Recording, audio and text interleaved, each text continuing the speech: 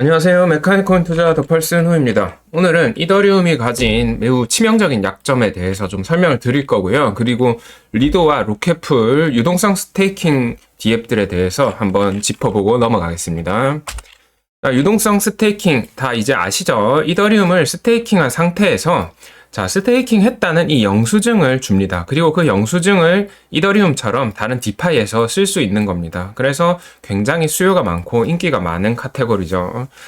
보시면은 유동성 스테이킹은 전체 카테고리 중에서 1위이고 리도는 그 중에 1위입니다. 원래는 이더리움 스테이킹 할 때 32 이더리움을 스테이킹 해야 되는데 이 유동성 스테이킹은 이런 수량에 대한 제한을 훨씬 더 낮췄죠. 그래서 더 인기가 많고요.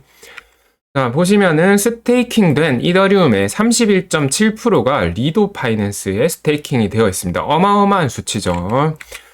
그래서 오늘 볼 거는요, 리도가 저렇게 많이 먹고 있는데 과연 이 로켓풀에 투자 가치가 있는지. 로켓풀은 유동성 스테이킹에서 코인베이스 일단 빼면은 2위라고 볼 수 있는 그런 프로토콜이고요. 32%의 이더리움이 이 하나의 디앱에 스테이킹이 되고 있는데 이거는 너무 위험한 것 아닌가. 과연 이런 사태가 지속이 될 수 있을까. 여기에 대해서 한번 짚어보고 넘어가겠습니다. 보시면은 일단 로켓풀은 굉장히 폭발적으로 성장을 꾸준히 했습니다. 2023년 1월 2일 당시 573M이었고요. TVL이 현재 2.43 빌리언 달러입니다. 그래서 4.25배 증가했어요. 1년간. 이거는 다른 디앱들 보시면은 굉장히 크게 증가한 수치입니다. 그리고 리도 파이낸스 같은 경우에는 5.87에서 19.58로 약 3.35배. 그러니까 로켓풀이 조금 더 급격하게 성장을 했죠. 리도도 많이 성장했습니다. 그래서 다른 것도 보면은요, 여기 보시면은 전체 비중입니다. 그래서 리도 파이낸스가 원래는 2022년 12월에 75%였거든요. 로켓풀은 4.93%. 그런데 현재 리도가 72%고요. 로켓풀이 6.5%로 어느 정도 퍼센트도 잠식하는데 성공을 했죠. 코인베이스는 오히려 조금 줄어들었고요. 프락스나 이런 게 조금 성장을 했습니다. 그래서 비중도 성장을 했네. 이 리퀴드 스테이킹이라는 카테고리 안에서 이렇게 볼 수 있겠고요. 그래서 수치상 괜찮은데 앞으로도 꾸준히 성장할까 이런 생각이 들겠죠. 과연 로켓풀이란 게 리도에 비해서 가지는 장점이 있을까 했을 때 과연 있을까요? 이게 있습니다. 제가 찾아보니까 리도는 일단 검증자로 참여하려면은 허가된 검증자만 참여가 가능하고요. 단일 노드가 7,000개 이상의 검증자 세트와 23만 개의 이더리움을 보유하고 있습니다. 그래서 어마어마하게 중앙화가 되어 있고요. 검증 노드가 단 31개입니다. 38개인데 지금 작동하는 게 31개고요. 로켓풀은 누구나 노드로 참여 가능해서 검증 노드가 3,281개입니다. 엄청 많죠? 그런데 탈중앙화라는 게 일반 유저들은 사실 별로 신경도 안 쓰잖아요. 그냥 빠르고 수수료 저렴하고 해킹 안 되면 됐지. 리도가 32개든 로켓풀이 3,000개든 신경 씁니까? 그러니까 안 쓰는데 이게 장점입니까? 할 수 있겠죠. 이거 말고 실질적인 과연 장점이 있느냐 했을 때 있습니다. 가장 큰 차이점이고요. 리도는 이 사용자가 이더리움을 이렇게 리도에 스테이킹하고 ST 이더를 주죠. 영수증이죠. 이거로 이제 디파이에 가서 막 쓸 수 있잖아요. 근데 이때 ST 이더를 줄 때 리베이스 방식으로 보상을 줍니다. 이게 뭐냐? 수량이 늘어나는 형태거든요. 근데 이게 수량이 늘어날 때마다 세금이 매겨집니다. 그래서 이때 세금을 많이 내겠죠. 스테이킹에서 이더리움이 늘어나잖아요. 늘어날 때 ST 이더를 자꾸 주는 거죠. 그럼 그걸 줄 때마다 데일리 형식으로 세금이 다 붙게 되는 거고요. 로켓풀은 이 R 이더라는 걸 주는데요. 이게 수량이 늘어나는 게 아니라 교환비가 올라가서 마지막에 R 이더를 이더로 바꿀 때 그때만 세금이 매겨집니다. 당연히 로켓풀이 세금 형태에서 세금 측면에서 봤을 때 리도보다 훨씬 더 이득이겠죠. 그래서 이것 때문에 사용자들이 훨씬 더 로켓풀을 선호합니다. 그래서 현재 세금 문제 이슈로 인해서 리베이스 방식의 이런 리도는 이거 말 틀렸죠. 리베이스 방식이 리도고요. 아무튼 리도에 비해 로켓풀이 이 우위를 가지고요. 디파이가 당연히 앞으로 더 발전하고 안전성이 개선이 될수록 유동성 스테이킹은 앞으로 필연적으로 계속 커지게 돼 있습니다. 왜냐?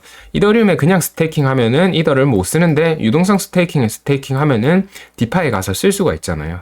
그러니까 로켓풀은 당연히 앞으로도 계속해서 성장해 나갈 것이라고 보고 있습니다. 그런데 이거보다 더 큰 문제가 있죠. 이더리움의 현재 가장 치명적인 문제이자 리스크입니다.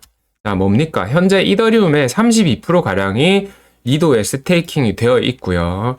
블록 확정을 위해서는 3분의 2가 투표를 해야 되는데, 만약에 리도가 이제 33% 이상이 이제 되게 되면은 지속적으로 리도 파이낸스에서 반대를 해서 블록 완결을 방해하고 그러면은 네트워크가 마비가 될 수가 있습니다. 매우 큰 문제죠. 뭐 탈중앙화라면 사실 이 리도 하나에서 이렇게 반대해서 리도만 딱 해킹이 돼도 이더리움 전체가 마비될 수 있는 그런 리스크가 있는 겁니다. 그래서 비탈 부테린이 여기에 꾸준히 문제를 제기하고 있습니다. 이더리움 스테이킹 탈중앙화가 고민이다. 이걸 어떻게 할까 했는데 9월 30일에 블로그에 글을 썼습니다. 제가 아니라 이 사람이 썼겠죠. 무슨 글을 썼느냐? 앞으로 어떻게 할 거냐 해결 방안을 제시했는데요.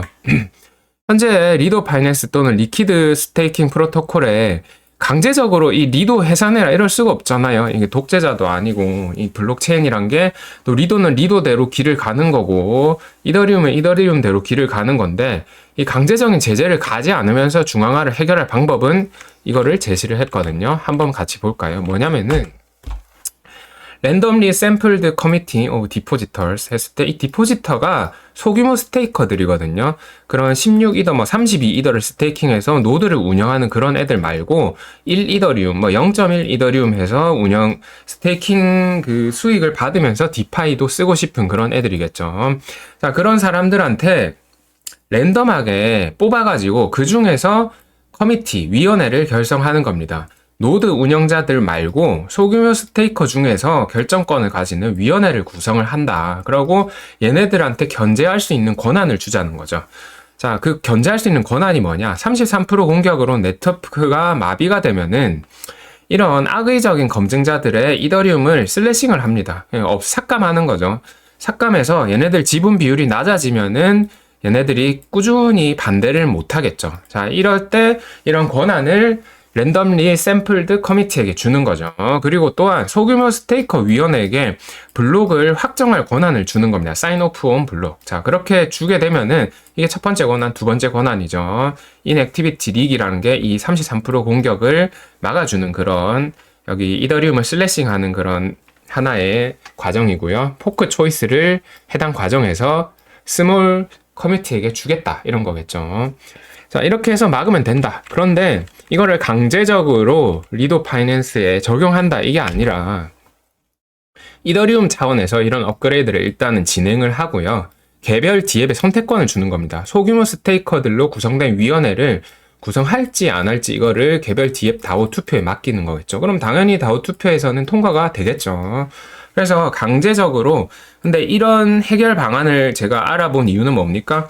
강제적으로 리도 파이낸스나 로켓풀 같은 유동성 스테이킹 프로토콜을 막 없애거나 탄압하겠다 이런 말이 아니죠.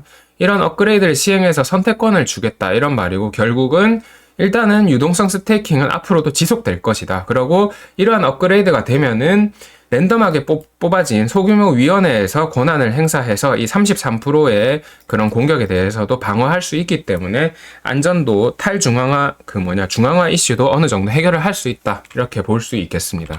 자, 요약을 드리자면은 로켓풀은 지난 1년간 폭발적으로 성장한 디앱이고 스테이킹 보상 방식이 리도에 비해 세금을 덜 내기 때문에 경쟁력이 있습니다.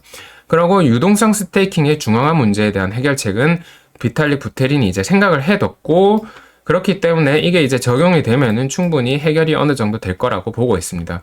디파이 보안이 커지고 앞으로 블록체인 일반 채택이 올라갈수록 유동성 스테이킹 성장은 필연적이고 세금을 덜 내는 저 로켓풀 같은 경우에는 앞으로도 아마 잘 성장할 거로 보고 있습니다. 네. 그래서 이거를 히틀러랑 무솔리니거든요. 리도랑 로켓풀 이렇게 해서 중앙화 이슈가 생길 수 있는데 최대 리스크를 아마 부테린이 다 이제 생각을 해뒀다. 그래서 앞으로도 괜찮을 것 같다고 보고는 있습니다. 네, 오늘 영상 여기까지 하겠습니다. 감사합니다.